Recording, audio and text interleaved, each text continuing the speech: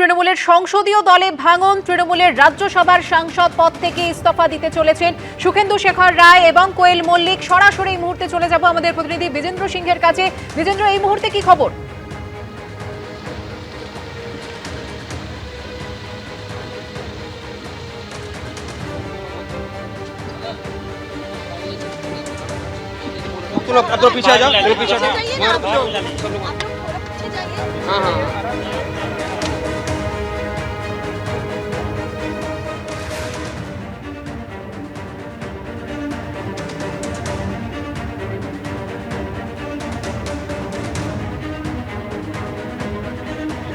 दादा ये दिखना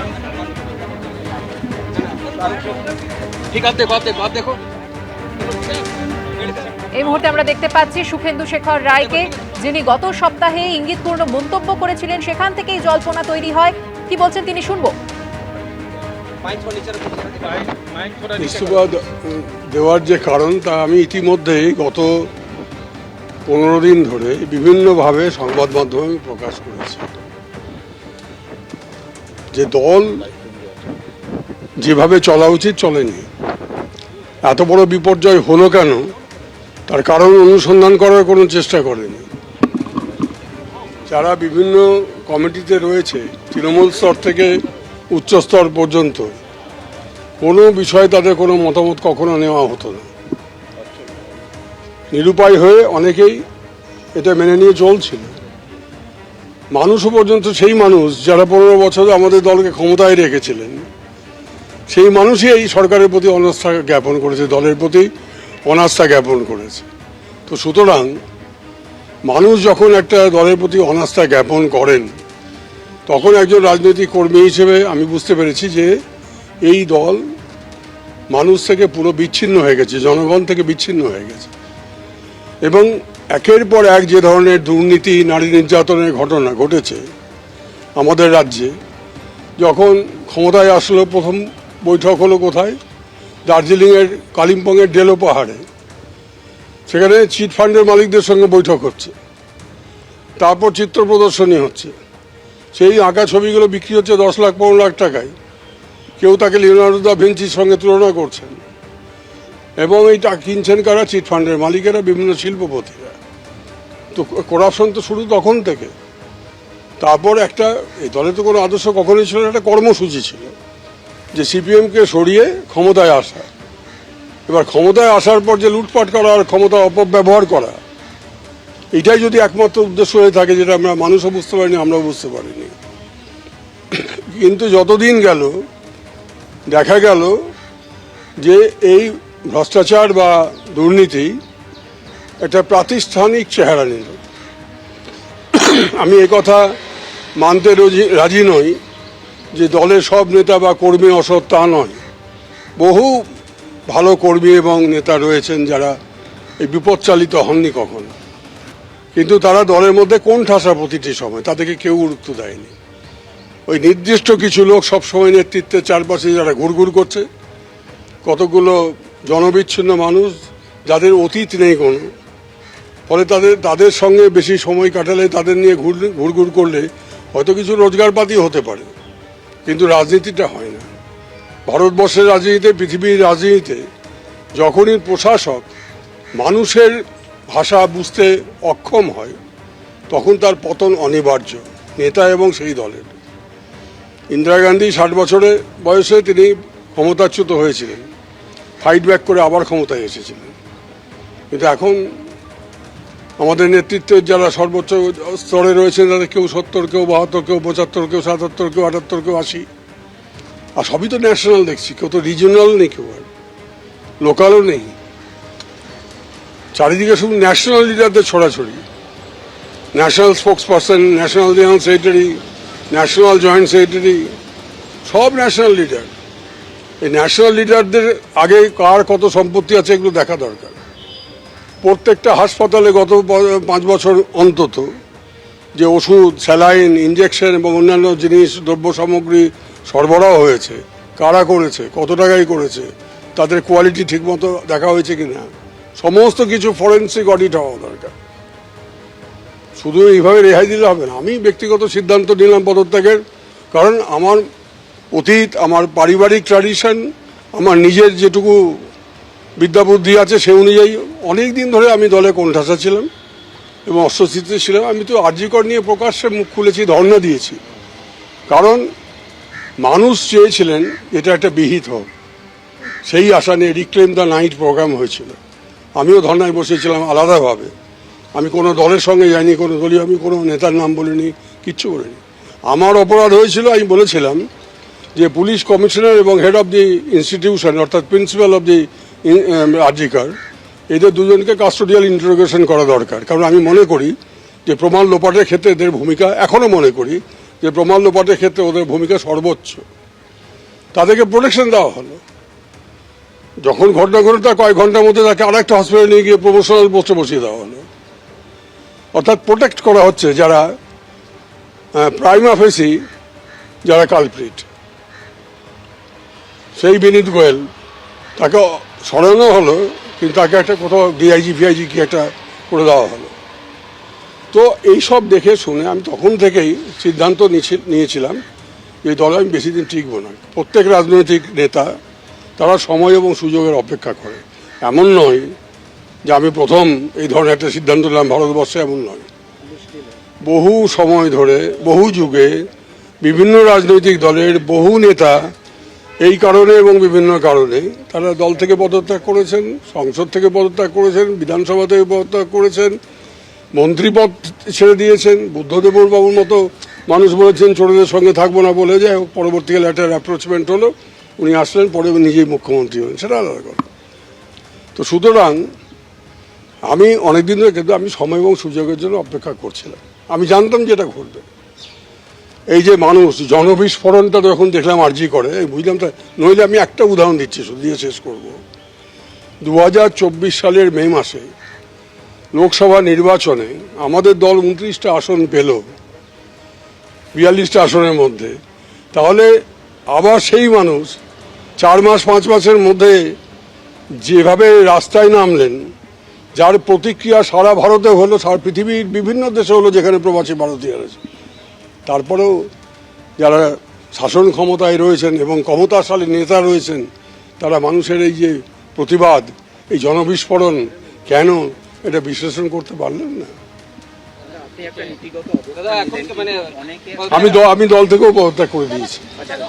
আমি ইতিমধ্যে আমাদের রাজ্যসভার চেয়ারম্যানের সঙ্গে দেখা করে তার হাতে পদত্যাগপত্র তুলে দিয়েছি। ঠিক একইভাবে মেল করে এবং হোয়াটসঅ্যাপের মাধ্যমে দলনেত্রী মমতা বন্দ্যোপাধ্যায়ের কাছেও আমার ইস্তফাপত্র, দল থেকে প্রাথমিক সদস্য পদ আমি ত্যাগ করেছি।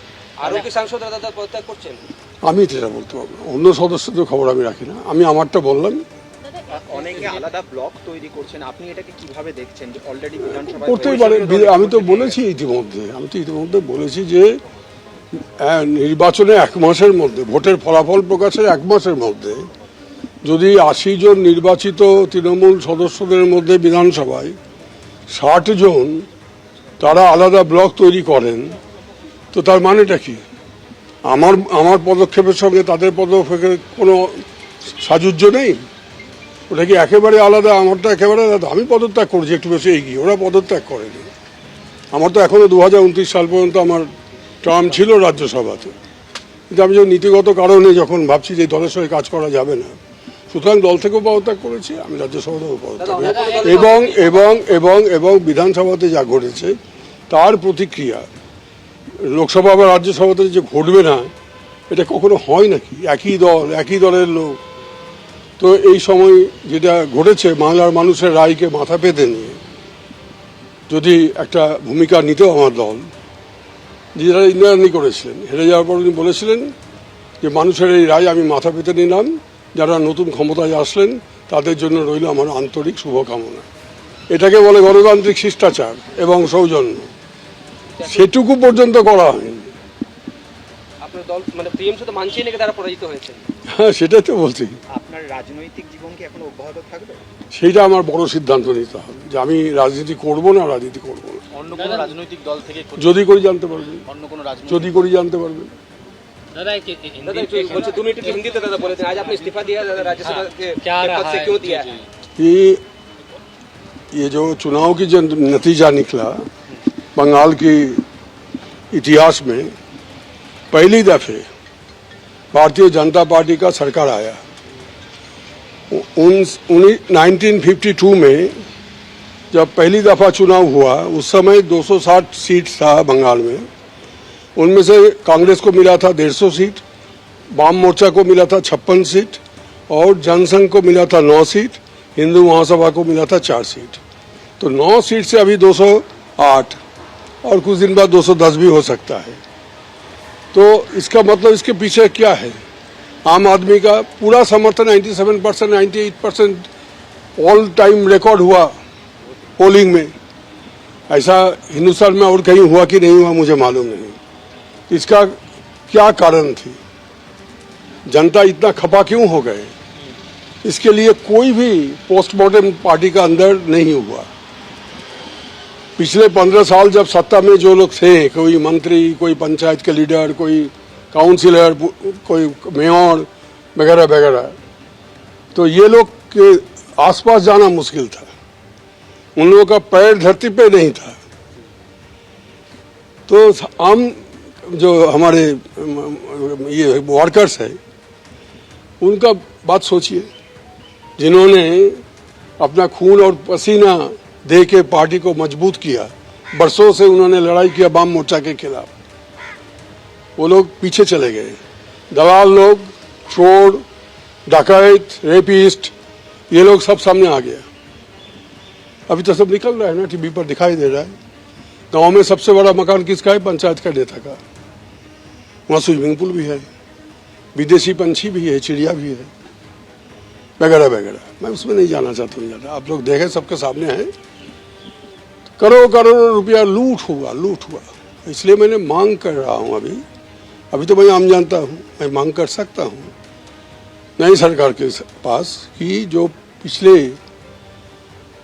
5 सालों में, मैं ज़्यादा समय नहीं बोलता हूँ, सिर्फ पिछले 5 साल में बंगाल के हर एक अस्पताल में जो सामान खरीदा गया, जैसे कि इंजेक्शन, सलाइन, दवाइयाँ, किससे खरीदा गया, कौन कंपनी से खरीदा गया, इसका टेंडर हुआ था कि नहीं हुआ था, कितने पैसे में खरीदा गया, और इसका क्वालिटी जांच हुआ था कि नहीं हुआ था।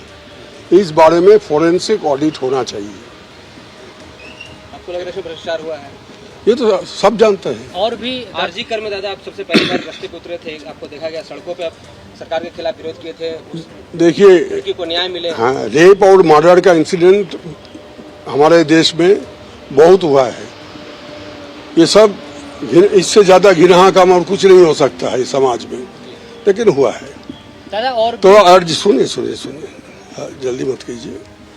आरजीकर में जो हुआ था उसका असर देखिए, सिर्फ आरजीकर के लिए नहीं था। वो एक तो दिल में हजारों कारण था जिसके लिए आम जनता खपा हो गए थे।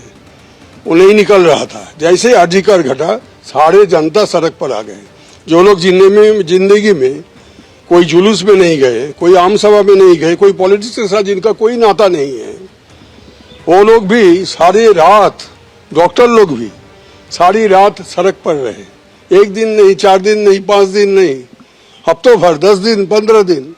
और इसका असर सारा हिंदुस्तान में पड़ा, सारा दुनिया में पड़ा। दुनिया में जहाँ भी हमारे प्रवासी भारतीय हैं, वो लोग भी वीकेंड में प्रदर्शन किया।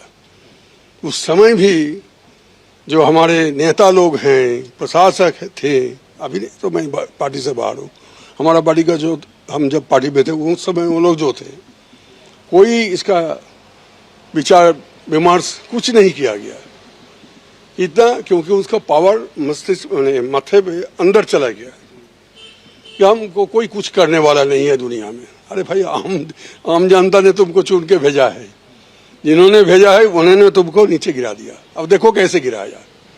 97% पोलिंग, 98% पोलिंग।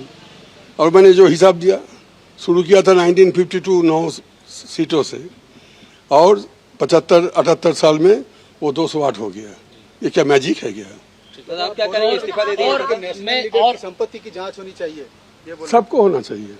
आपके जो लोग मिनिस्टर थे, पंचायत के नेता थे, नेशनल लीडर थे, इंटरनेशनल लीडर थे, उन सबको, मेरे भी सब जांच करो। दादा और भी है कि आपके अलावा जो लोग मैं मुझे आपके मालूम साथ नहीं। मैं अपना बारे में कहता पार्टी से भी इस्तीफा दिया हूं। उसमें मुझे मेरा कोई दिलचस्पी नहीं है। দাদা একটা অন্য কথা আপনি এক সেকেন্ড, আপনি বেশি আপনি রাজনীতি করেছেন ইন্ডিয়া জোটের ভবিষ্যৎ কি আপনি দেখছেন मैंने 59 साल राजनीति में बिता दिया। हाँ, मैं हाँ 59 साल मैंने राजनीति में बिता दिया और ऐसे जोट फोर्ट अलायंस वगैरह बहुत हुआ है। ये पहली दफे नहीं हो रहा है, बहुत दफे हुआ है। उसका नतीजा में हमने कभी सफल हुआ, कभी विफल हुआ, लेकिन ये तो अभी शुरुआत ही नहीं हो पा रहे हैं। डीएम के ऑलरेडी गॉन, अब उसको filling the vacancy, filling the gap, कुछ दूसरा पार्टी को अभी देखा जाए बहुत एक्टिव हो गए। नतीजा तो वही होने वाला था जो पिछले दिनों में हुआ है। দাদা ইন্ডিয়া জোটের ভবিষ্যৎ কি तो मैंने बोल दिया বাংলাতে ইন্ডিয়া জোটের ইন্ডিয়া জোটের ভবিষ্যৎ, রুকো यार ইন্ডিয়া জোটের ভবিষ্যৎ এই গত যেদিন থেকে তৈরি হয়েছে ইন্ডিয়া জোট, প্রত্যেকটা নির্বাচনে সেই জোটটা কোনো সদর্থক ভূমিকা পালন করতে মানুষের কোনো সমর্থন পায়নি। তো যে জোট এতদিন ধরে থাকার পরেও মানুষের সমর্থন পাচ্ছে না, আবার অনেকে বেরিয়ে পালিয়ে যাচ্ছে। দুটো দল তো অলরেডি চলে গেছে, ডিএমকে এবং আপ। দেখুন, দেখতে থাকুন, ওরা ওই নিয়ে আনন্দে থাকুক, আমরা জোটে আছি। এখন গাড্ডায় পড়ে গেছে, গর্তে পড়ে গেছে, জোট করে যদি একে অপরকে আঁকড়ে থেকে বাঁচা যায়, কিন্তু ওঠাবে কে ওপরে? ওঠাবে তো মানুষ। মানুষ যদি ওঠায় বাঁচবে, আর যদি মানুষ যদি ওখানে রেখে দেয় তো ওখানে কবর হয়ে যাবে। দাদা, আপনি বিজেপি দলের কথা উল্লেখ করছিলেন যে তাদের পক্ষে মানুষের সমর্থন আছে। সব দলই, যে কোনো দল যখন ক্ষমতায় আসে মানুষের সমর্থনেই আসে। তাহলে সেক্ষেত্রে দাঁড়িয়ে আপনার কি ভবিষ্যতে বিজেপি থেকে যাওয়ার কোনো না না, আমি তো বলছি আমি রাজনীতিতে থাকবো না, রাজনীতি থেকেও অবসর নেব, কারণ 59 বছর হয়ে গেছে। তো दादा एक सवाल हिंदी তো এটা আমাকে ভাবতে হয়। ये है कि